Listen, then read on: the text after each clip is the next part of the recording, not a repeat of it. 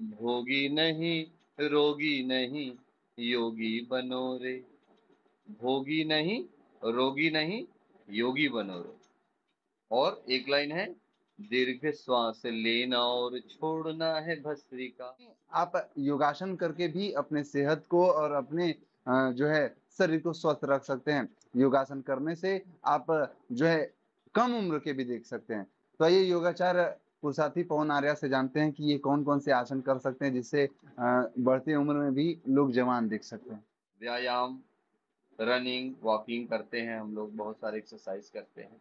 उसमें से कुछ ऐसे महत्वपूर्ण आसन हैं जिनको करके हम स्वस्थ तो रहेंगे ही, स्वास्थ्य लाभ के साथ साथ हमारा गिनती का उम्र का इजाफा होगा, लेकिन उसकी शारीरिक स्थिति हमेशा जवान रहेगी। ये बड़ी बात है योगासन से, ये लाभ है योग का।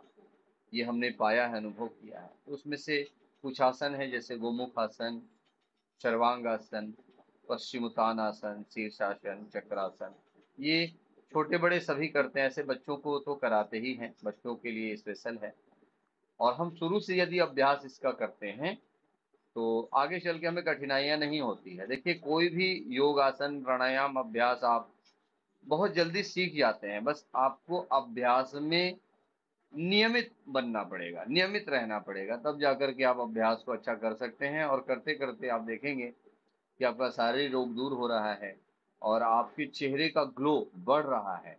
आप बाहर के ब्यूटी प्रोडक्ट्स जो आप यूज करते हैं, क्रीम और बहुत सारा डिओड्रेंट, कॉस्मेटिक्स आप यूज करेंगे तो उससे एक बनावटी आपको चेहरा मिला।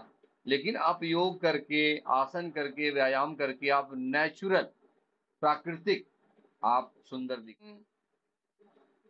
बच्चे भी कर सकते हैं, बड़े भी कर सकते हैं, वयस्क भी कर सकते हैं, माताएं बहनें भी कर सकती हैं। जिनका पेट साफ नहीं है, कब्ज है जिनको, या फिर जिनको जैसे माताएं बहनें गर्भावस्था में हैं तो उस अवस्था में सावधानियां रखनी होती है। बहुत से जैसे माताओं बहनों को मासिक धर्म आता है तो उस समय सावधानियां रखनी होती है आसनों में। बाकी इन सब अवस्थाओं में आप नहीं हैं तो सभी कर सकते, धीरे धीरे अभ्यास कर सकते हैं, किसी एक अच्छे योग्य शिक्षक के सानिध्य में रह करके कर सकते हैं। कैसे इसको किया जाता है, क्या पोस्चर क्या है इसका? पोस्चर यही है जैसे मैंने आपको बताया कि पैर लंबा करके पहले दंडासन में बैठें, फिर दाएं पैर को मोड़कर उसके ऊपर बैठ जाएं और दाएं पैर के ऊपर बाएं पैर को रख लें। तो आपका बाएं पैर का पंजा दाएं पैर के साइड वाले भाग में टिक जाएगा। फिर आप दाएं हाथ को ऊपर लेके जाएं, बाएं हाथ को पीछे से नीचे से लेके जाएं और पीछे की ओर आप दोनों हाथों को मिलाएं। तो आप देखेंगे कि आपकी उंगलियां, आपके दोनों हाथ के पंजे एक साथ मिल गए। और मुखड़े को सीधा रखें, कमर सीधी रखें, चेहरे पे प्रसन्नता का भाव रखें और श्वास आप धीमे धीमे अपने सहज भाव से लेते रहें। और कुछ सेकंड इसी आसन में आप रुके रहें।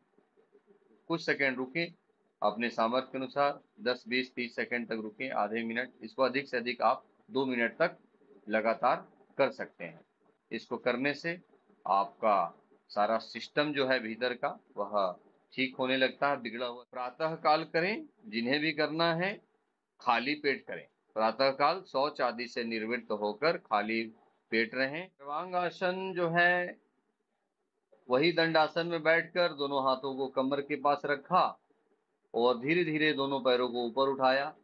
जितना आप शुरुआत में उठा सकते हैं उठाएं, धीरे धीरे आप सीधा कर लें पूरे पैर को। पूरा सीधा करने के बाद आप दोनों हाथ को कमर पे लगा दें। आपका हाथ का एल्बो जो है, कोहनी, वह स्टैंड का काम करेगा और आप पूरा सीधा कुछ देर रहें।